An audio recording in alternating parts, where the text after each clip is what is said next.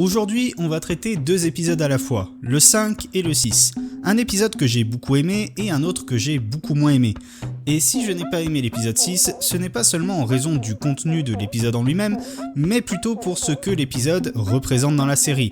Mais on en parle plutôt à la fin de la vidéo, puisqu'on va commencer par l'épisode que j'ai aimé, le 5.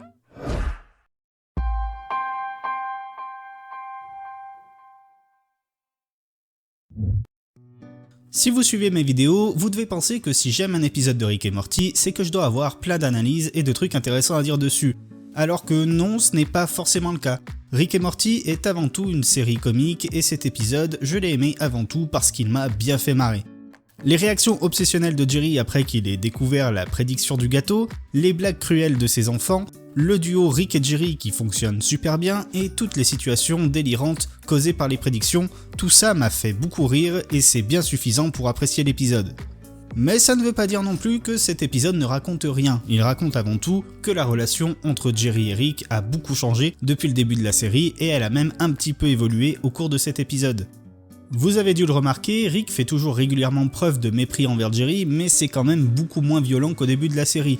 En revanche, même si Rick n'aime pas le montrer, leur relation a progressivement changé et Rick a beaucoup plus de respect pour Jerry qu'autrefois. J'en veux pour preuve le début de l'épisode, où Rick est le seul membre de la famille à ne pas se servir de la crise de panique de son gendre pour l'humilier. Et auparavant, lorsque Rick et Jerry avaient une aventure en commun dans un épisode, c'était toujours pour servir les intérêts de Rick, et il ne passait pas au moins une partie de l'épisode sans être antagoniste. Pour la première fois dans un épisode mettant en scène ce duo, Rick et Jerry sont alliés depuis le début de l'épisode, et ce jusqu'à la fin de celui-ci, et ce même si Rick passera l'épisode à prétendre le contraire. Au tout début, Rick cherche à donner l'impression de se foutre complètement de cette histoire de prédiction. Pourtant, à chaque fois que Morty et Summer font une blague cruelle à Jerry, il apparaît en arrière-plan avec un air désapprobateur, ce qui montre bien qu'il a de l'empathie pour Jerry à ce moment-là. Lorsque Rick apprend que la prédiction pourrait bien se réaliser et qu'il décide d'enquêter sur les gâteaux chinois, il prétend le faire pour lui-même car il est persuadé que cette histoire est un plan pour essayer de l'atteindre. Donc maintenant, vous pensez que c'est en rapport avec vous? Jerry, quiconque est derrière cette prédiction possède un pouvoir quasi divin. Bien sûr que c'est en rapport avec moi. Vous pensez que je suis qui dans cette histoire? Le beau-père? Étant donné l'ego de Rick, il est tout à fait probable qu'il le pense vraiment. Pourtant, il embarque quand même Jerry dans son aventure, alors que Jerry ne sert à rien tout au long de l'épisode. Il ne fait que suivre Rick et subir les événements. À la limite, il lui sert de bouclier humain à un moment donné, mais ça, Rick ne pouvait pas le prévoir avant que ça arrive. Au final, à la fin de l'aventure, Rick a le choix entre sauver la créature qui contrôle le destin ou empêcher la prédiction de Jerry de se réaliser. Sauver la créature, ça n'aurait pas été anodin pour Rick, ça lui aurait permis de contrôler le destin. Il aurait même pu écrire sur la prédiction « Vous allez venger votre famille décédée ».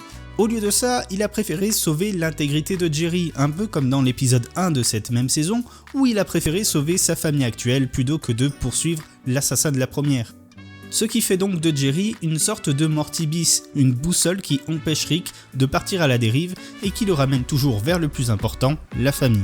D'ailleurs, j'en viens même à penser que ce n'est peut-être pas juste pour la blague que Jerry est habillé en Morty pendant toute une partie de l'épisode.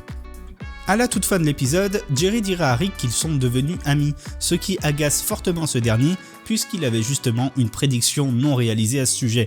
Mais au final, Rick regarde longuement le message de la prédiction, nous laissant penser que le sentiment de Jerry est peut-être réciproque.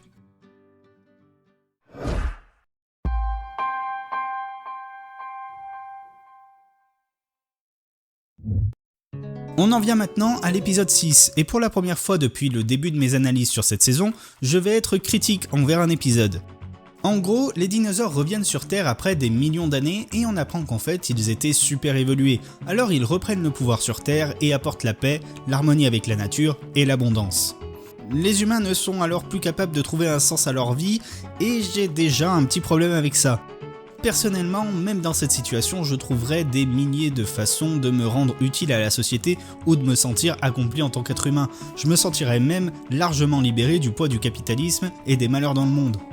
Par conséquent, le fait d'imaginer que mes congénères ne soient pas capables de trouver de sens à leur vie sans être exploités par un patron ou valorisés par leur soi-disant réussite sociale, ça me terrifie et c'est une vision de l'humanité que je trouve très pessimiste et irréaliste.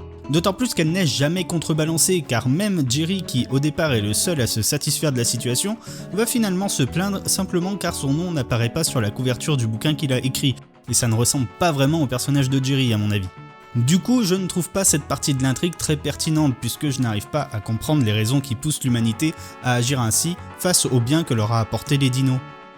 En plus, maintenant que les dinos sont là, il faut bien que le scénario trouve un moyen de les faire partir, puisqu'on est dans un épisode standalone. Et je trouve là encore que la résolution n'est pas très inventive. En plus, l'épisode n'est pas particulièrement drôle non plus, la scène des Oscars par exemple, c'est pas vraiment mon kiff. Mais à la limite, l'intrigue de l'épisode, ce n'est pas ce qui m'a le plus dérangé. Là où je trouve que l'épisode est vraiment détestable, c'est qu'il fait quasiment office de crachat à la gueule du public qui attendait des épisodes qui exploitent les univers en dehors de la courbe. Au tout début de l'épisode, la faille est mentionnée, en plus du fait que Rick n'a pas encore réparé son pistoportail, ce qui laisse présager un épisode qui continuerait l'intrigue principale là où on l'a laissé. Sauf que non seulement ce n'est pas le cas, mais en plus l'épisode se termine sur les dinos qui referment la faille sans que rien de spécial ne se soit passé.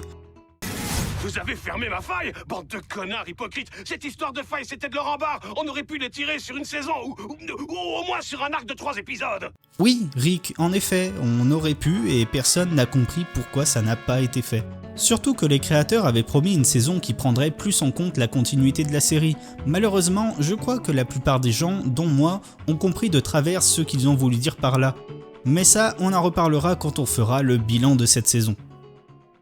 C'est le moment de vous remercier d'avoir regardé la vidéo jusqu'au bout et de vous rappeler de vous abonner si ce n'est pas déjà fait. Vous pouvez aussi laisser un pouce en l'air et un commentaire comme vous en avez l'habitude. Et je vous invite aussi à rejoindre mon Discord si jamais vous voulez parler de Rick et Morty avec d'autres fans de la série. On se retrouve très bientôt pour une prochaine vidéo qui cette fois-ci parlera des épisodes 7 et 8 de la saison. Et en attendant, je vous souhaite de voir vos meilleures prédictions se réaliser. À bientôt.